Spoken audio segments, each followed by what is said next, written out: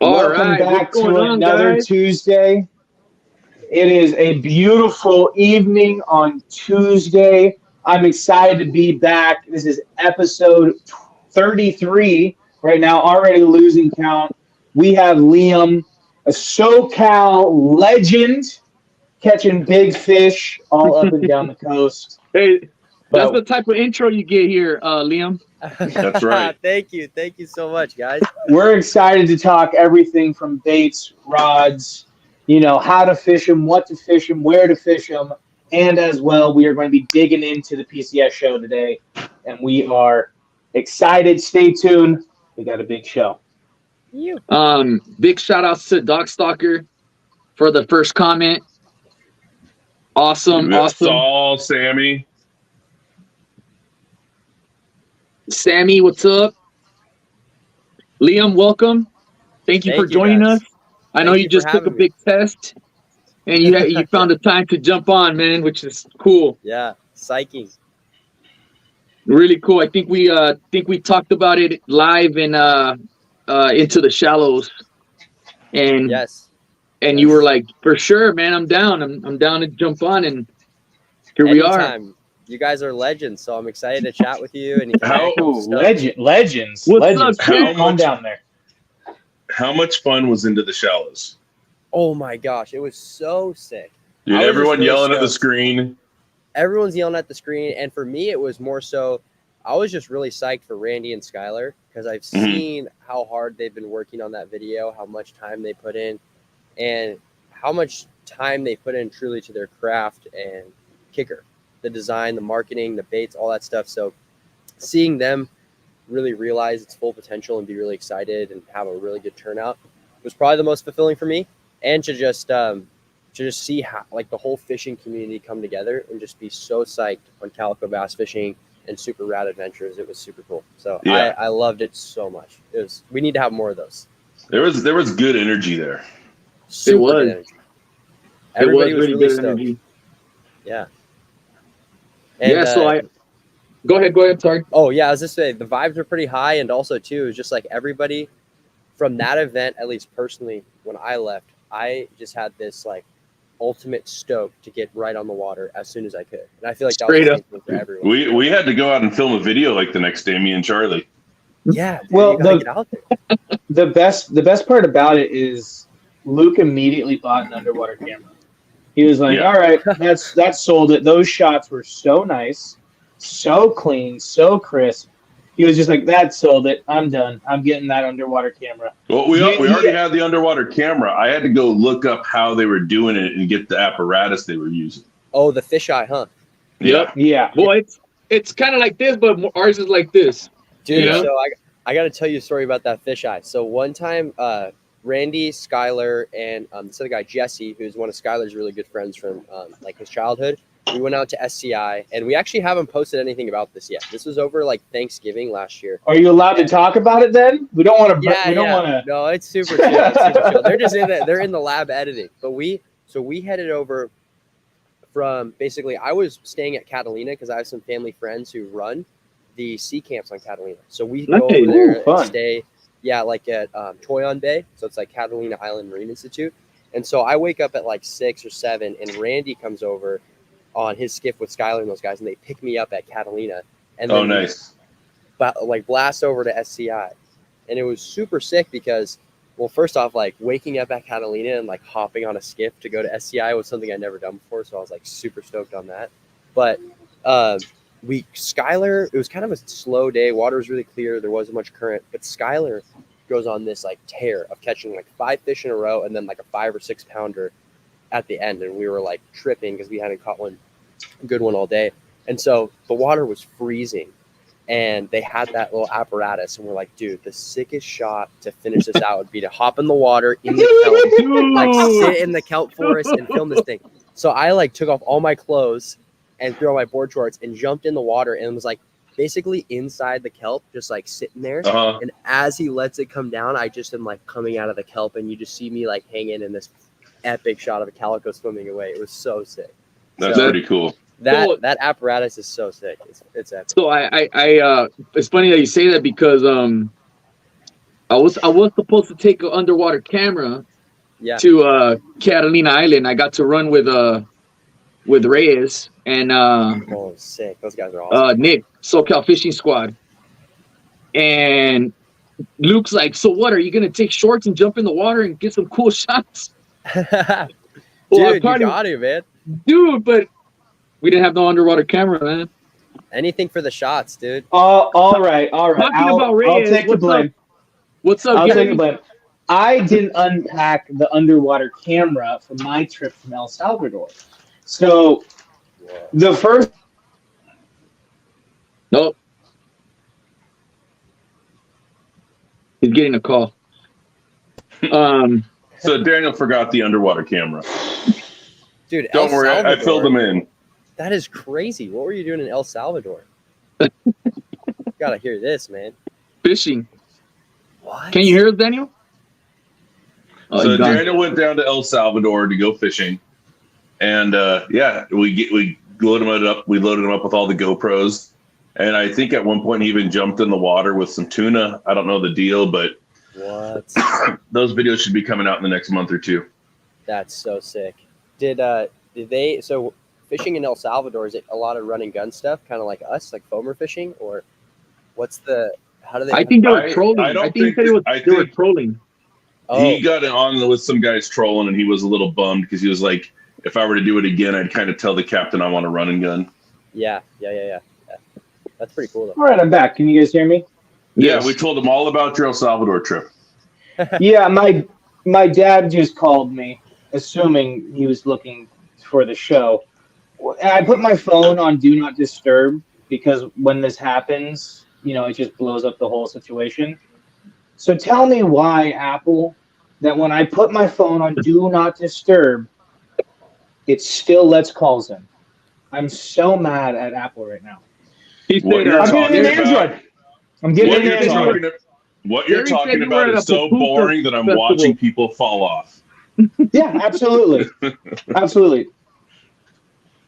But so the first day in El Salvador, we were doing a lot of sailfish trolling, which is at high speeds. You're going 14 plus knots, and any bycatches you're going to catch are, Dorado and potentially tuna.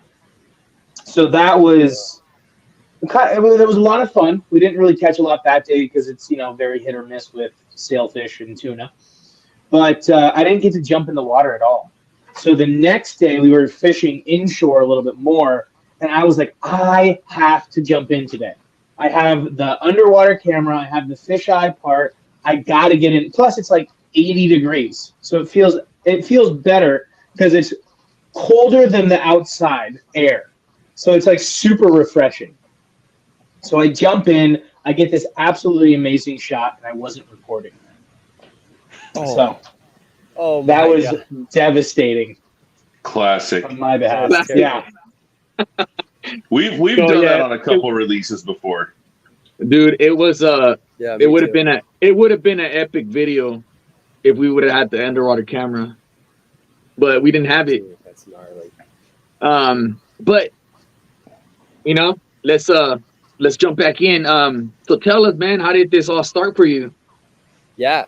Well, I guess kind of back super young.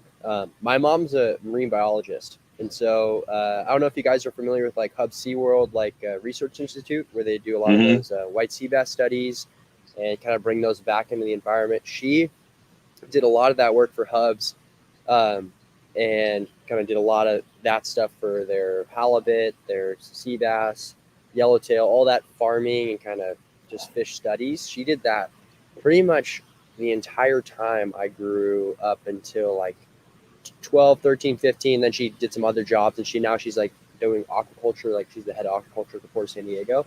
But for me, basically the deal was I either get paid $1 an hour to clean fish tanks, or I can go fishing all day. And so I started off just cleaning fish tanks, and then I started fishing for spotties, and I was like, dude, I'm never going back. So basically just like fished all day, every day from the rocks at the Mission Bay location, and also the one in one of the Carlsbad lagoons up there. So in that lagoon, my mom, and this wasn't really allowed at the time, but we would do it anyways because it was super fun. Like basically they would take fish the tanks at the pretty much not the tanks, never the tanks, but they have these pens where we would take the skiff up. My mom would be like taking care of all the sea bass in the pens, and we would be fishing spotties off that. And I actually was fishing with do you guys know Eric McIntyre? He started Fishhead, those crankbaits that are custom painted and all that stuff. Okay, yeah. Oh yeah. So he's one of the guys who taught me how to fish all that stuff when I was super young, like probably like 5 or 6, maybe even younger. And so we were fishing off those pens and catching like insane spotties. Like we would literally take, like if you took a scoop of the feed and threw it out, you'd have a foamer of spotties. Like, oh, that's cool. On the surface. It was crazy. And then we catch huge halibut there too, because it's just like a really good inlet. And so we basically, that was a really long time ago. We fished all that stuff. And that's how I really kind of started just building the foundation, I guess, of spotty fishing and doing all that. And then being in Mission Bay so much, when the fishing sucked, I would go into Fast Lane and I would hang out there. And I would talk to Ron and Debbie and Hayden and everyone who worked there, the family. And then eventually, when I turned 15, I asked to like volunteer there. And then they gave me a job. So started working there and learned kind of sales and more fishing stuff from Ron. And that's how I got thrown into kayak fishing. And through all that kayak fishing and stuff, I basically just fished the bays, lakes. I fished La Jolla a bunch. Got lucky to go to Cedros and San Clemente Island. And that's how it started building. And then I think the biggest thing for me was for Fastlane, they wanted to start to do marketing stuff. So that's when I started kind of dabbling with making videos, because I had watched Afrin's videos, Randy's videos, all these guys' videos, Matt Florentino, like Face Down Bass Up, all the way from a super early age. And finally I was like, oh man, maybe I could try to make one of those videos. And then started doing it more and more and more, and then kind of turned into what it is now. So that's how I got to where I am and started fishing. So I will have to say, one of the coolest things for me, at least, is like watching Benny Florentino and like going through all his videos, just clicking on all of them, and then getting to meet him, and then like getting to talk to him on this show and all that stuff. It's just mind blowing, the community as a whole, and just everything, and how everybody's just so willing to just talk about fishing because we love it. Yeah, it's a trip too, because it's so cool how all these guys who are really good and respected in the space are, just like you said, willing to talk, and also super down to earth and humble, because they all started one day where we were. The nicest people. Nicest people ever, which makes it really cool, because it's just such a good environment where everybody's encouraging each other to get big and have fun. So yeah, I love it so much. And that's why, I mean, just the whole Southern California community, especially with like inshore bass fishing and stuff, it's one that I feel like is such a small, I mean, it's a pretty big community, but it's pretty small, and everybody's pretty well connected, and everybody knows kind of what the deal is. So it's pretty cool. Yeah, that's the fun. That's the good, the bad, and the ugly of Southern California saltwater bass fishing. Everybody's business is kind of everybody's business. Yeah, I feel like you can't fly under the radar if you do something. So everybody just kind of knows about you. You're either, you kind of put into brackets. Yeah. But it's also cool because you get to meet, so-called legends. Yeah, like you guys. Hey, Daniel, could you mute when you're not talking? We're getting a lot of room noise off you. Got it. Thanks. So then it transitioned into you becoming a part of these companies, right? Yeah. Which is pretty cool. Can you like go into little details? Yeah, how it happened? So the biggest thing, so even when I was like a grom, like super, super young, I would go to the Fred Hall show, and I would like basically hang in like Afrin's booth. And I'd be like, oh my gosh, like, look at this legend. This guy's crazy. And like talk to Benny and be like, oh, I'd be like kind of like a little nervous. And from going into his booth a bunch, I always was like, kind of like, hey, like, you need me to clean your bathrooms at your warehouse? Like, whatever you need me to do, like, I'll help you. I'd love to like volunteer, like kind of chip in. And from doing that and kind of building that relationship, I basically had known of Afrin. He actually, before anything, he really helped me with, because I started making plastics on my own and building rods, and he helped me with both a ton. And he gave me a lot of advice, a lot of insight, because that was back when he was doing mono swim baits, and he had a lot of his customs that he would sell every now and then if he didn't want them. So he was also on the Fastlane team. And once I started working at Fastlane, I started kind of building a relationship with him more, like more as a friend and more kind of like as fishing. So what is Fastlane? Fastlane kayaking, Fastlane sailing center. So basically, the Hobie dealer in San Diego that does the majority of stuff. He's on their team as well, their dealer team. So he gets a kayak and can fish off it. And so through that, I basically started posting videos. And once I started posting videos and just kind of like repping it really hard on social media, after like 3-4 months of that, he kind of took note of that and sent me a text and was like, hey, anything you ever need, just let me know. Like, keep doing what you're doing. I love the great work. Like, keep up the good work. And I was like freaking out because at this point I was like, oh my gosh, I like dreamed of this. So I got the message. It was sick. So, but the one thing though that I'll never forget is I was like making these videos, editing them, not really seeing much, like not a whole lot of views, not a whole lot of anything. But the one thing that was huge is like the last video I posted was a video of me fishing Barrett Lake and catching a bunch of bass. I took so much time editing it and was like, okay, this is the last one. I'm never going to do anything else. Like, I'm done.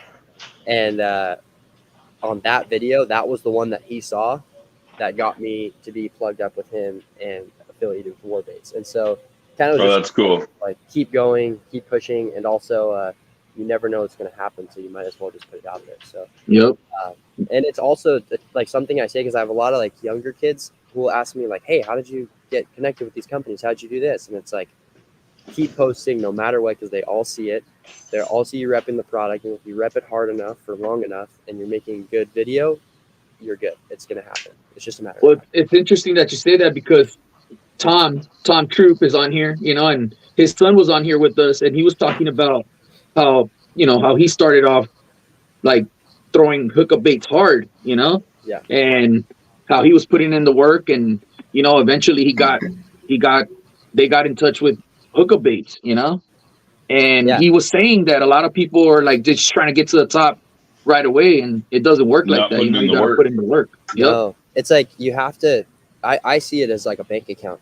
Like, I have the Warbaits bank account. I'm going to deposit as much value, as much time, as much energy as I can continuously and not ask for anything until that account overflows so much that it comes back to me. And I also have the passion for it. I love making the videos and all that stuff. And so that was also keeping me going. But I was talking to Randy about it a lot too. And he said the exact same thing. It's like, that's just how it goes in the industry. If you rep the product hard, you support it, and you keep going until the point where they're like, hey, this kid's actually like doing a lot for us. Like, let's bring him in. So I like everything you just said. 100%. That's the move. 100%. Well, Lane said it really well too. He goes, you got to put yourself out there. Like, you can't just expect them to, or expect a brand to be like, oh yeah, this kid, is out there crushing it. Like what you said, you went to Fred Hall, you did this, you did that, you were chit-chatting, you were in the booth, you were doing a lot more than just posting videos and catching fish. I will have to say that's a key component. A lot of business, especially in the fishing business, they want to see you produce fish. If you're not, as hard as it is to, say, fish sells. And if you can't catch fish, it's hard for someone to back you. Yeah, 100%. And the other thing too that I see is like the idea of when you're putting like a lot of value out there and just trying to give back, it's like that energy, in my opinion, that you're putting out is going to come back to you in some sort of way. And if you're also like, I am not even close to being the best fisherman ever out there. Like, there are so many people. I have so many friends that are way better than I am. And it's not necessarily about being the best fisherman or the guy who gets the most bit or catches the biggest fish. It's more so about just putting out the content, getting people stoked, having them excited about getting on the water. And that in result leads to more sales and stuff for the business, but it also just gets everyone more stoked. So you just got to put it out there. and it's fun. So I like it. But at the end of the day, it's putting in the work, right? Like once you put in the work, you'll get recognized. I bet Reyes is on here. There's a bunch of companies, that people want to be a part of, and I'm pretty sure they get messages all the time. Hey, can I get some free stuff? Hey, I'll rep your stuff. But it's like it's not about that. It's not about like, hey, I'm gonna just hand you some stuff. Here, go rep it. I mean, I'll rep it myself. What's funny is Daniel talks about that sometimes. Is people like, hey, can I get some free stuff? And I thought that was funny the first couple times he told me. And then I got some messages for, hey, can I get some free stuff? And I was like, I don't sell anything. Yeah, that's so funny. Yeah, you gotta lead with one of the issues I have with people reaching out and like, hey, can I get some free stuff? There's a small part of me that thinks it's a grown man acting as a child for free baits. Like, hi, my name is John. I am 12 years old. Can I get some free baits? And you go to their page or whatever, and it's like one picture from today. You're like, did you just start this? And you're already like, you're just reaching out. Like, I don't know if you're real. Like, you could just be like some grown man that just took a picture in the middle of nowhere and is looking for free baits. Mind you, this kind of smart, because I feel like a lot of people will send you baits if you pose as like a 12-year-old. So there's a scum hack for anyone who's looking for free baits. Just pose as a 12-year-old. I like what Tom just said. He said you need to pick what you believe in and rep without permission. Can you pin those comments? Go ahead, Luke. Sorry. Well, he just pinned it. Yeah, I like what Tom said. And if you're asking, you're not doing enough. I like that too. That's exactly it. That's exactly it. Put in the work, guys. Just it will be rewarded. And it's cool too with all these companies, at least in the SoCal industry, is like everything's so complimentary. Like, yeah, I can fish war baits. Yeah, I can fish kicker. I can do these other things, but I can also throw some Reyes swim baits. I can throw some dollar baits. Like, and everyone's like, oh, dude, you got bit on that? Sick. Like, no one's like, oh, what? You're fishing something else? Like, it's not super tight like that, which is cool too. Where on that subject, what's your favorite dollar bait? Dude, I don't know. I really like I don't remember the name of it, but it's that tiny craw. The stumpy one, like really fat. That's the candy craw. Candy craw. Yeah, that thing is nuts. I fish that on my swim jig trailers, and I like that, especially like nighttime kind of fishing, kind of docks and stuff. Nice. That's my first bait that I created. So for the longest time, I was fishing the TRD craw from Z-Man or something. It's like 2.5 inches. It's basically a cylinder with two craws, whatever it is. It's great. It works. It's fantastic. I was just tired of losing them. I was tired of purchasing them. I was like, all right, I can do this. And I wanted something a little bit beefier so that it was that bass size smack where it's just big enough for them to slurp up, but also small enough that they can get it whatever size that they are. They can act like a largemouth kind of when they just open up their mouth and they inhale something. So it's not big enough for them to, miss it or have to hit it or stun it or anything. They just gulp it up, an absolute bass snack. Exactly. So that's what started that up. I'll show you my favorite Dallin bait. Yo, what is that thing? That's a baby halibut. Oh, you got to take that to Alaska. Dude, I fish it at the wall. Daniel got a good one on it at the wall. Yeah, it's too soft for Alaska. If I wanted to, first off, I would love to send it to Alaska. If anyone knows anyone who is fishing in Alaska that wants to try those out for fun, let me know and I'll ship them to Alaska. But yeah, Alaska people, they almost use bricks. Like you almost take a brick, carve it down, and then they put a hook in it. The plastic that they use up in Alaska is bananas. That's so gnarly. I haven't put the time in on this. I would like to, but like I said, Daniel caught I don't know what it was. It was like easily a 4-pounder on it. But what's nice is the plastic's soft enough where when they bite it, it's gonna fold and expose the hook. Well, don't talk like it's completely done. I mean, that is a passion project between Anthony and myself, Black Flag Fishing.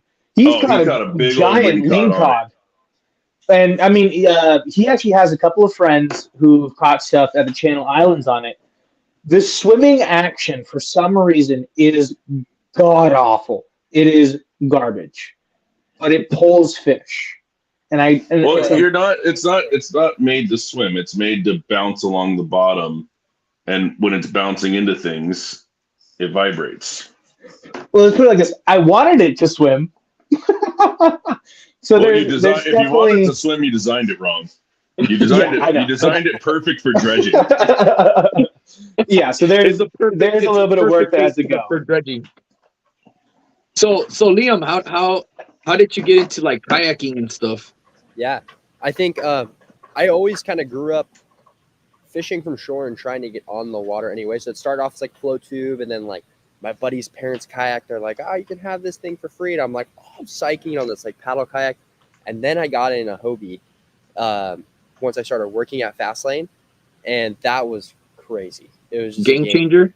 Yeah, because it was like I never grew up having a boat, and I didn't have a whole lot of access to boats until now, where I've had kind of more connections with people with boats. But the kayak gave me the freedom to go anywhere. I could go bait barge, I could fish Mission Bay, I could fish San Diego Bay, I could fish La Jolla. Like I could do, it almost felt like I could do anything. And it was nice too, because as a young kid, like you don't really have a whole lot of money, and it's super cheap. You just buy the kayak, and there's pretty much no maintenance. And that's not just a Hobie, that's any kayak, you know? It's just like... Kayak was my gateway drug. Exactly. It's like the gateway drug. And then that evolved from like fishing in the bays a bunch to then going fishing bait barge, fishing La Jolla, and then being able to get out on some of the trips like San Clemente Island and stuff like that, like in Cedros. Like once I caught like really big yellowtail from the kayak, it was like I would never go back. Like, you've done the mothership trips? Oh my gosh. Like those look really cool. Yeah. San Clemente is super sick. I was actually, whenever I'm there, I don't know why, but I'm just such a Calico nerd. Like I go and fish. All these guys are catching yellowtail, and I'm like, if they're not like really big ones on surface iron, I'm like, okay, I'm going to go fish bass. And so I was fishing bass and like catching, I don't even know, probably like 100 fish, like, and like super, like probably like a morning session. I'm just like freaking out, psyching. And then like Kevin was like, oh dude, like, why are you guys fishing bass? This is like fishing reps. He's like, I'm going to go catch a Dorado from my kayak. And I'm like, dude, what? Like, get out of here, man. And so like, I'm fishing on the inside with my friend Dave Downing, and we hear someone screaming behind us, and we're like, what's going on? And we look back, and it's Kevin standing up on a kayak on the Hobie with a Dorado flying out of the air. Oh, that's hilarious. Surface iron. It was like the craziest thing ever, and we were freaking out. But yeah, so that trip is super cool. And then Cedros is even crazier. Like at Cedros, we fished a couple different spots. They have kayaks there at Cedros?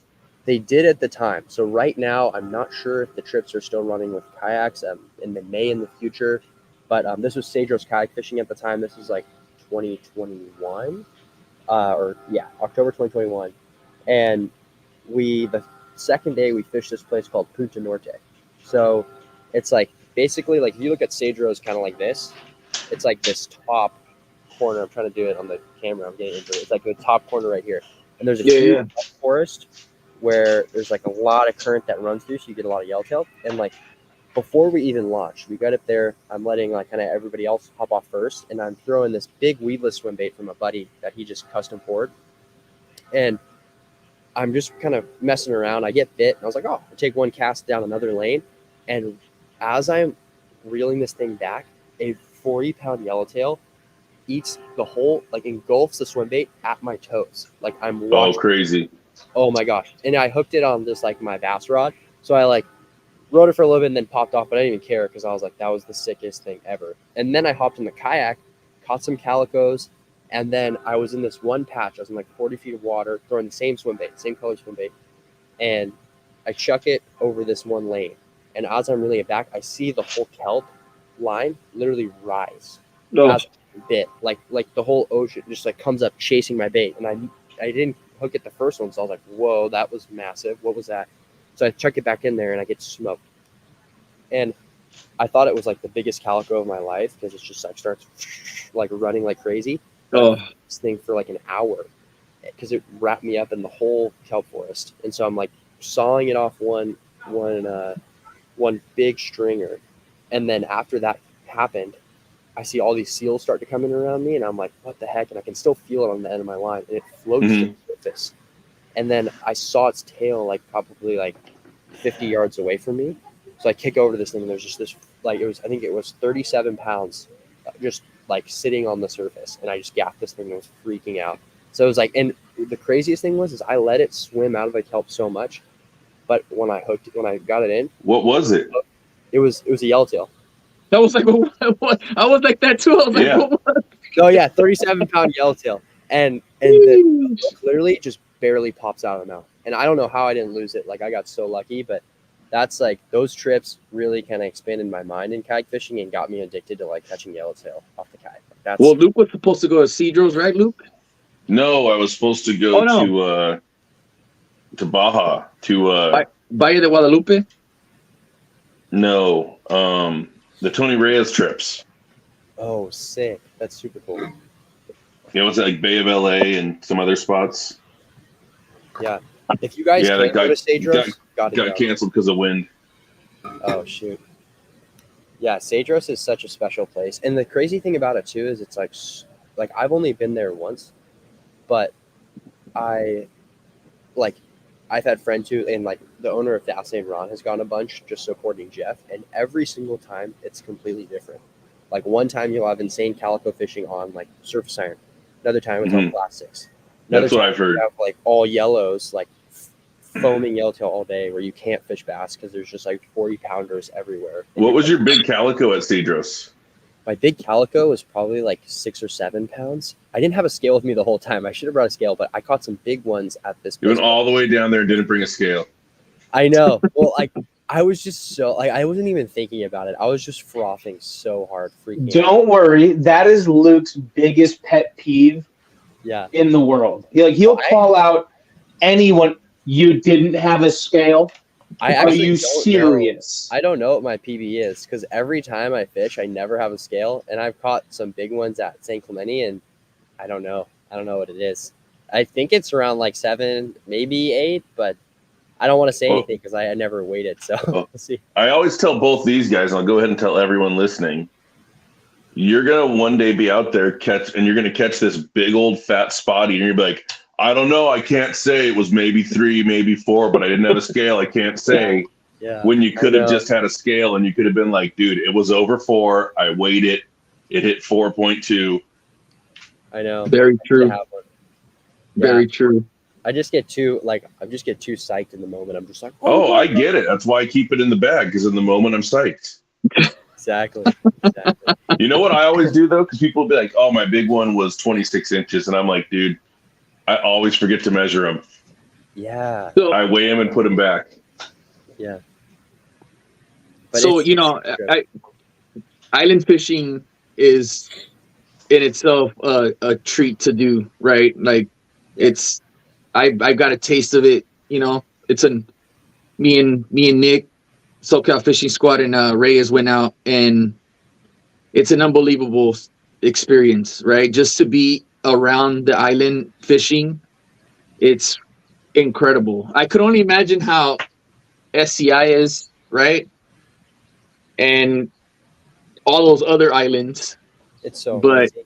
It's crazy, man. Yeah, it's crazy. It's so cool too, especially when you're out there. Like, at least for me, it's always a experience of just being grateful for like what the island gives me and what like the conditions there are that day, because it's such a cool place and it's such a crazy thing. Because for me, like the first couple times I fished SCI, it was like wide open. I was like, this place is like always good. Like it never is sucks. Like never. It's like it's on all the time. And then I went a couple times last year, and we experienced a lot tougher fishing. And it's like such a cool little thing, because you pull up to this place where you haven't really fished if you're not fishing every week like some of these guys, like you haven't fished in a long time, like you have to figure it out, kind of get your dialed in with the bite, and kind of taking what the island gives you and seeing all that. It's just a super special experience. So I'm super excited to see it. I mean, Gary, when we were running back home, he said, dude, this was one of the best fishing trips that I've had in such a long time. You know, it's been years that Catalina has produced the way it produced today. Yeah. And I for sure did a sacrifice that day because I lost my Credo hat to the boat ride. Dude. So my hat is sitting somewhere in in Catalina Island. Oh no. That's why you caught all that fish. It literally says, you know, release, restore, respect. They read that and was like, all right, let's go help him out. Let's go get him. It flew off. And Gary's like, you want to go back? And I'm like, it's done. It's gone. You know, I mean, it flew out, all that backwash from the motor. Every time I've tried to go back, they're gone. Yeah. What, the Calicos? No, my hats. No, the hats. I used to lose, like when me and Daniel first started fishing together, I used to lose a hat like every couple trips. Well, I got a kink in my neck, so you'll probably see it on the live. I'll go like that because I got to snap it. And then you forget. I'll be driving and do that, and I'm like, oh man. You're like, shoot, there you go. That's a lot. So I told Gary. Well, so now I take my hat off a lot when I'm driving. Yeah, there you go. Nick said it best. Pay it forward. You know. Yep. The island was good. Hey, take my Credo hat. I hit up Credo the next day, and I was like, dude, guess what? He's like, you caught a 10-pounder. I'm like, no, I lost the hat.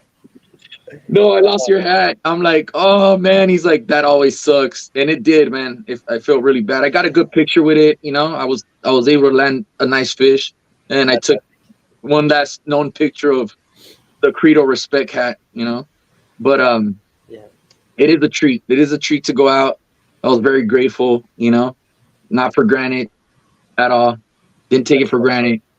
You know what's a trip that no one talks about? I don't know how you felt, Charlie, but like when I go to the island, I feel like I'm not moving. Like you're talking about the only one time that I've been there. I know, but I'm just saying, like when you're driving over there, it's like you're not moving. You're not moving. You're not moving. It's like it's never. We're not moving. Never get there. We're there. Mm-hmm. Yep. It's like it doesn't seem like you're getting any closer for like 40 minutes, and then all of a sudden you're like, oh, we're 10 minutes away. Yeah. For me, what makes the drive even a little bit better is like, one, you're just frothing, but we also like, at least whenever I go on someone's boat, I always bring a lot of food and like try to contribute as much as I can, just because I'm really grateful for them taking me out. And so like I'll make like a bunch of breakfast burritos, like crazy, all this food, so that we'll just be kind of munching on the way over. So it goes by a little quicker, but yeah, I get too excited. I'm like, man, it takes forever. Like, when can we get there? You know? Mm-hmm. Dude, I wasn't gonna. I told Luke, and I was like, you know what? Like, I was nervous to go out, right? And not nervous for the ride, not nervous for the swells, not nervous for. It was just like, am I gonna be able to fish? You know, like, am I gonna be able to do this right? Right? Like, I just get into my own head, you know. And I told him too. I was like, you're not a good enough fisherman. Don't go. Oh, what? Yeah. And no, man, it's sure enough. Like, you know, I mean, I had Nick and I had Gary there. So, dude, I picked it up real quick, you know. It's cool when you fish with those guys too, because especially like Nick and Gary, they're such legends where they know how to fish so well, so you can pick up on their tendencies and what they're doing. And for me, back to kind of thing where you're nervous, I'm the same way. Like if it's like I haven't fished with someone before, like the first time I fished with Randy and Skylar and like Lane and those guys, I was like, oh shoot. Same thing with Afrin too. I was like, okay, like if I'm not there, am I gonna be all right? Me? Like, yeah. Oh my gosh, like, you know, there like, you go.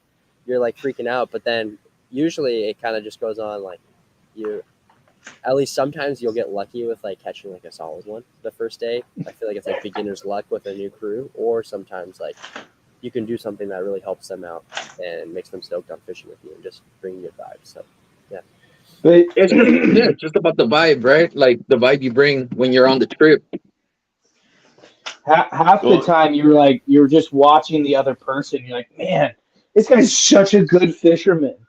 you're just there, and you realize that you're like, oh man, I haven't even casted in like 20 minutes. Yeah. But exactly. I think you really hit the nail on the head where it's like you can't control the bite, you can't control the weather, but you can control your vibe. Yep, you can. 100%. Exactly. Yeah. And that's one thing too, at least for me, like the people who I love to fish with, and is like it really goes off like their energy when they're out there and how psyched they are. And even if it sucks, like always finding a way to have fun no matter what, and not being bummed, or like even if you broke off like a good one, like just finding a way to make it a good situation, you know. Dude, I can't wait to edit this video because it was such a vibe. You know, like I caught the last fish. We were wrapping it up, and I just chucked this 5-inch torpedo from Sudden Impact with a 3/4 ounce war bait into like the sweet spot, and I'm reeling it in. And it's not dredging like reeling in. It's like kind of like semi burning it, but not like really like burning it, and pausing, and you know. And boom, I get hit, and I'm hit. And Gary's like, keep your rod up. And I'm like, oh, it's a big one. Dude, the video is going to be, hopefully it's going to be insane. But dude, that is the best right there. that same type of experience brings me back to this one day. It was after like one of Dana Landing's tackle sales, and we were fishing on Afrin's skiff in Mission Bay. And it was like me, Lane, some of the Taipan rod guys, and then I remember seeing that video. I think I remember seeing that video. Dude, we got on like the craziest bite ever, and I was just like screaming, like it was like a spotty bite, right? It was a spotty bite, and we were just like freaking out. It was like I've seen that video. Like anything he picked up, instantly bit. I don't know what's up with that guy, but it was just like it was crazy. And so that same experience of kind of just like everyone, like when you capture the raw like excitement of everyone, it's just so sick because you see how fun fishing really is, and you get that kind of that raw take. It's pretty cool. So, dude, like I'm like over the top. Like you'll know if I get bit, right? Like it's like I'm not quiet about it. I'm just like, oh. It's so fun. I'm the same way, man. I'm like, oh, there's a good one. Or like every, like I don't know if you look back on some of the videos I've made with war baits, like, and my friends give me crap for this all the time, but like every time I hook one, like that first couple times, I'm like, oh, good one, it's a good one, and then they're like, oh no, it's like just like a cheap guy. But it's like I have that same thing every time. So we have this buddy George, and it's the best. I think George is dinks. He's probably watching right now, and he's just to talk. He gets super excited about stuff, but to talk to him, he's super quiet, and he'll be like, "That's right, hooked up." And you're like, "What? What did you say?" And he's like, "Not a good one." Yeah. The other day we had him out, and it was like, "Dude, we're getting you your PB today. We're getting you your PB." And he got his PB sand. He got like a good high 3s, low 4s sand bass, right? That's sick. But the night's going on. It's just, it's like we're getting this good quality of fish. And he's like, no. I'm like, what did you say? And he's like, what, did you forget to set the drag on this reel? And I knew I had the drag pinned on the reel. I was like, net. We're getting the net. Oh my God. He's on a 5-pounder, and he's like, his reaction isn't good one. It's, did you forget to set the drag on the reel?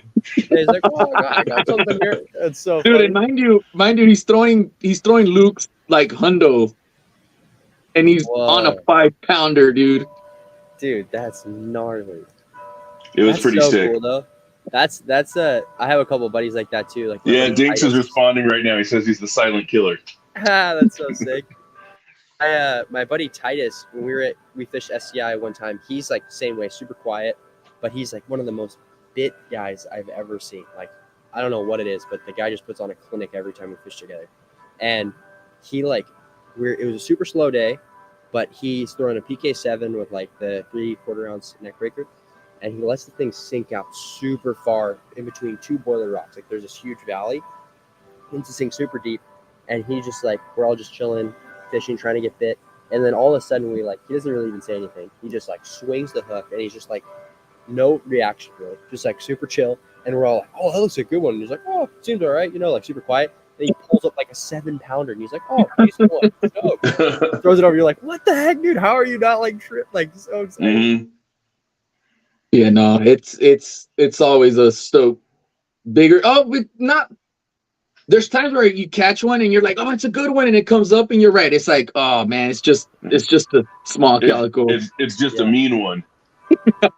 It's just a mean one. When you call for the net, it's a 2-pounder, and you're like, it happens. Exactly.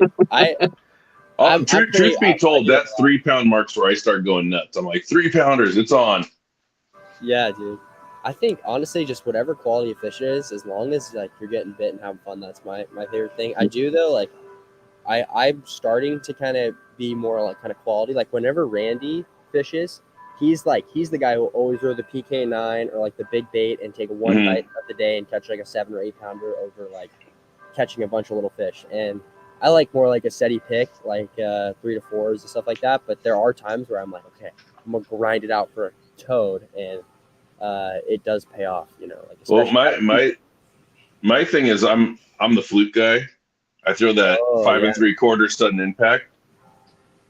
As soon as this thing becomes consistent, I'm bumping it up. We're going to the big fluke.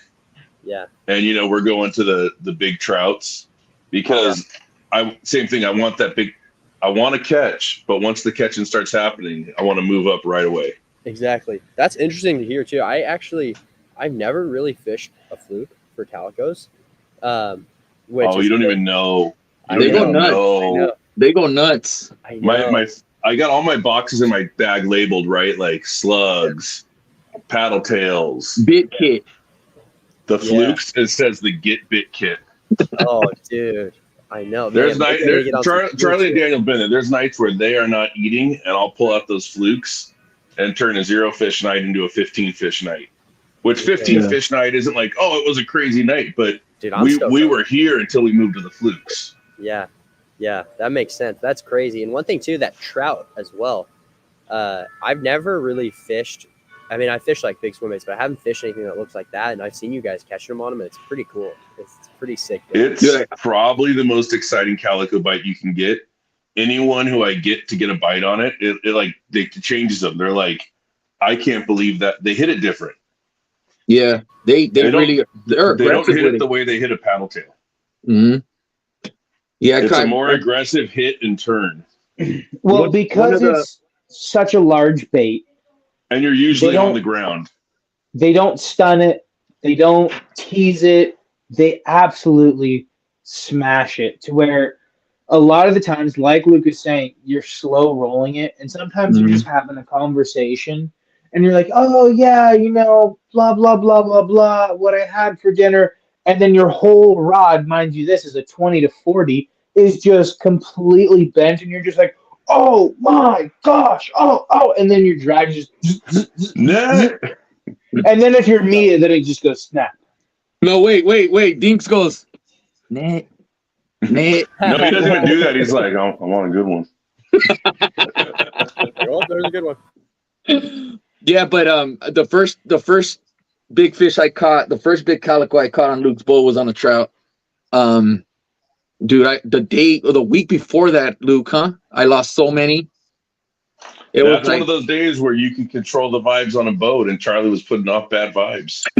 He was so mad at the fish he lost. He was like, dude, I have the same thing sometimes. So he was mad at the fish he lost, and then he forgot a second sweater, so he had to wear my jacket on the way back.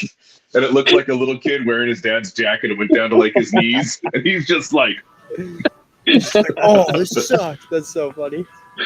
So what are your like go-tos? I know you talked about the PK, but what are like your go-tos for calicos? Are you like into the weedless bite? Are you like? Yeah. I'd say I usually take like 3 rods with me, and 3. What are your rods? Like what are your rods? Like break them down. Your 3 rods. So most of them actually are. So before I started making rods, I fished the Phoenix M1s in the inshores a lot, and the 2 to 6. I like that model a lot. Such a great rod. It's super kind of intro, and it's like, I mean, it is expensive, but for that quality of a rod, like around $200, it's a great price. At least it's expensive, but like you mentioned, it's your intro rod. I've used that thing for yellowtail. I've used that thing for calico. I've used that thing for spotties. Yeah, I've caught the biggest yellowtail ever on that rod. I've caught big bluefin on it. I've caught everything on it. So I usually fish one of those, and I'm a huge fan of those Abu Garcia Revo Beast, the black and blue ones, those old ones. And that, like, if I see one of those online or for sale, I snatch one. Like, I bought one off Afrin. I've gotten a couple from some other buddies, so I'll either fish, I'll fish those, and I like those because they're just. I've also caught really big fish on them and have a lot of confidence in them, so I fish those. Anything like a Tranks 300 or 400 is good too. Or the Daiwas are sick. So I fished that. I also started fishing those like older Calcutta, the silver ones. I got my hands on one of those, and I like those for the crank because I'll tell you my only. Did we lose him? I think he had a call. Not enough drag for me. Wait, repeat that again, Luke. My only issue with those Calcuttas, they're really sweet reels. I just wish they had more drag. Yeah, I've noticed that a couple times on that silver one. I think they used to like fish them for sturgeon or something, so it has a pretty good amount of drag and it's helped. But for me, that Revo Beast, like there's no stopping it, and if it does stop it, like it's a really big fish. So I really like those. And then as far as what's on my rods, I'll usually have like something 3 to 8 ounce, 2 to 6. I also like to carry a jig stick with me too, just because if there is some yellowtail or even like some big bass fishing, I like to chuck the iron in there. So it'd be like one surf siren rod, a rod with a PK 5 and like 1/2 ounce neck breaker or 3/4 ounce neck breaker combo. If it's like really swelly and there's a lot of bit, I'll switch to a heavier head. What's your heaviest head? Like, what do you like going the heaviest? For the PK5, the heaviest I'll go to is like a 3/4. And sometimes adjust the hook from there. Sometimes even a 1 ounce too, because you can just kind of switch the hook up. But like your sweet spot is 3/4? Yeah, 1/2 to 3/4, depending on the rod and fish and stuff like that. But I do like when it's all like shallow boiler rocks or even like short kelp stuff, like it's pretty good. And then I do fish the PK7 when I'm looking for a bigger bite, or sometimes like they won't be eating the 5, but they'll be eating the bigger bait way more. So I'll fish the 7. So pretty much some combination of a surface iron, a weedless plastic with some sort of kind of like head on there. And then I also do fish the just your like straight up paddle tail a bunch too, because that's what I grew up fishing. Like that was my bread and butter for like my whole, basically probably like 10-15 years of fishing. Like I just like 1 ounce head and a 5-inch 6-7-inch swim bait. So I usually have those when I'm out there. I do like to switch it up with some weird stuff too. Like if it's a deep bite, I'll throw like a swim jig, which gets really bit too. And then also I kind of like messing around with the slow pitch stuff. Like if it's deep stuff, like it's really fun. Like I like that bite, and it's cool to see. So we've had good luck on the slow pitch shallow too. Yeah. I've seen buddies of mine catch like halibut on them too, like up really shallow. Which for sure. So yeah, but that's usually what I run, and then it's any sort of like 300 or 400 size reel with just a heavy swim bait rod. And then if I do want to go like throw smaller stuff, I sometimes I'll mess with like a Catalina. If it's kind of tough sometimes, or if you're on a smaller bite and I don't want to fish plastic, I'll throw the Demiki Abyss, like small jerk bait. And I'll throw that on a super light rod, and I'll just chuck that up really shallow and have a ton of fun on small ones. And then when you hook a big one, like have a lot of fun with it on that too. So just switching it up between hard baits and plastics and surface iron. So you always usually just run with 3 rods? I usually run with 3, 2 to 3, because if I'm on the kayak, 3 is a good number. Sometimes 4 if I'm like, because at La Jolla, like you may want to slow troll. Mac or do some sort of dropper loop setup, so I may do that. And then if I'm going on someone's boat, I try to be conscious of like what they're bringing and what they want to use. I try to keep my gear really packed and limited, and so usually just like a box or 2 and like a couple rods. So we got 5 minutes left. Let's talk PBs. Yeah, PBs. Okay, so yellowtail PB is definitely that one at Cedros on the kayak. Would you say 37? Right around 37. My Calico is undetermined. I think it's somewhere in that 6, 7, 8 range. Yeah, everyone's like, I don't want to say the heavy number. What do you think heavy end? I think it was like 7, pounds, 14 ounces, or like right at 8. It was an 8, yeah. So everyone's heard it. His PB's an 8-pound calico. I don't know. I'm not claiming it though. You guys claim it. It's one of those things that people are like, oh, I don't want to say, but I'll call it a 7. It's like we're not calling it a 10. Yeah, exactly. We'll call it an 8. You're still 2 pounds away from 10. Yep. So something like that, and then my spotty is probably it's 18 and like a quarter inch. I didn't weigh that one either. So that's a good size spotty though. That's probably like in the 3-pound range, right? It was around there. It's hard to be 18 and not, or over 18 and not hit 3. Yeah, exactly. So those are my main PBs there. Because I've weighed 16s at 2.5. Whoa. So yeah, my last spotty that I caught on a jerkbait was 2.5. So like, yeah, that thing wasn't 18. It wasn't 18. No, it was like 16. Wow, that's so sick.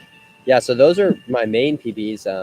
I think I'm trying to think what else. I think pretty much that. And my favorite thing really with those is like that they've all been on some sort of artificial bait. You know, like I really love to fish like surface iron, plastics, all that stuff, just because it's really cool when you're able to pull a fish of that caliber on something like that, and especially on a product that's made locally or made by someone who you know and you're friends with, and it's like it's cool to support them through fishing the stuff, and then when it actually works out, you catch a really big fish on it. What's your PB sand bass?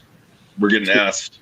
You know, PB sand bass, actually, like I'd probably say it's like 3 pounds, like super small. I never really fished sand bass. You don't even look at the sand bass; you just throw them back. Well, no, I never even fished. Sand bass are bite catches. No, I want to catch a big one. I would fish. There's some big boys out there, man. So, Nick from SoCal wrote, on Luke's boat, he brings 20 rods. Listen, I could go anywhere and fish with 1 rod and 1 reel, but why do that when I got 20 rod holders? Exactly, man. There you go. Dude. I don't retie line. Just switch to the next rod. Switch rods.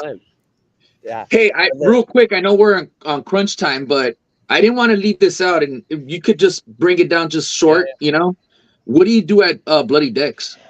So at Bloody Decks, Ira hit me up a couple months ago, and so he basically was creating this like BD outdoors team with like Lane and I think Flynn Leonard's on there and like California Current, Nick, a couple guys.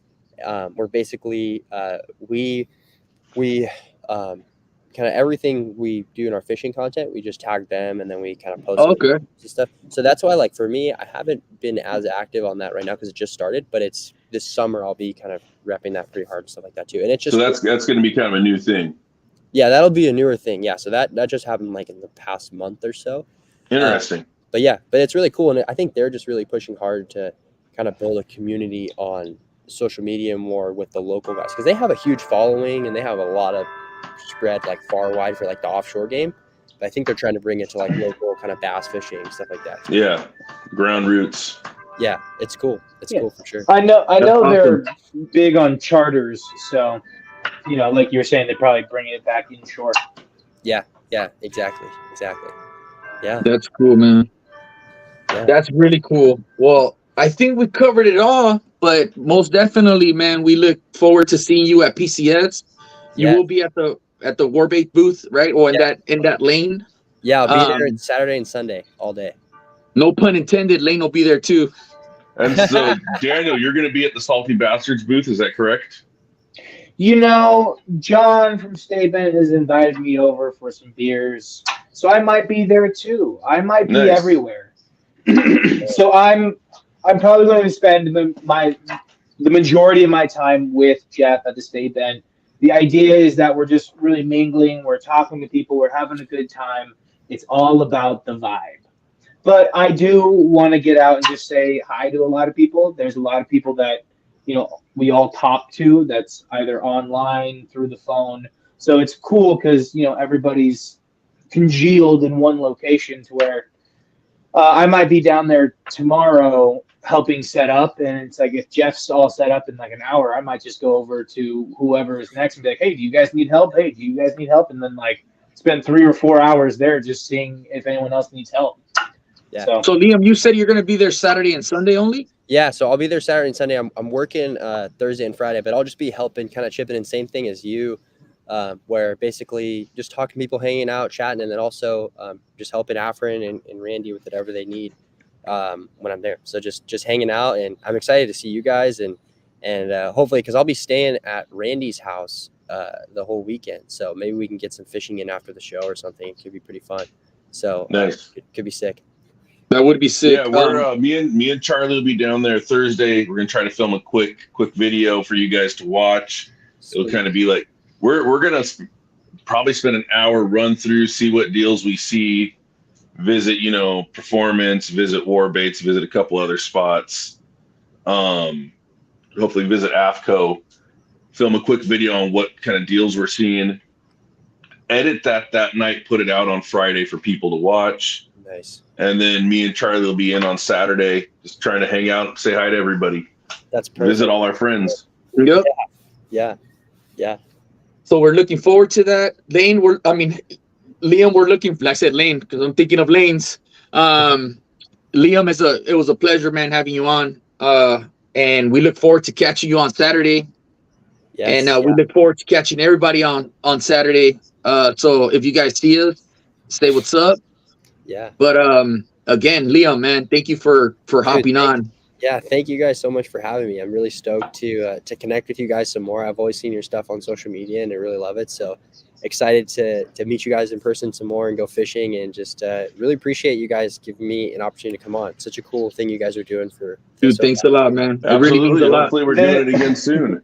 Yeah. The funny thing is you're thanking us, but we're just as stoked to have you on and like talk to you. It's just so much fun to talk with the community and see what's going on.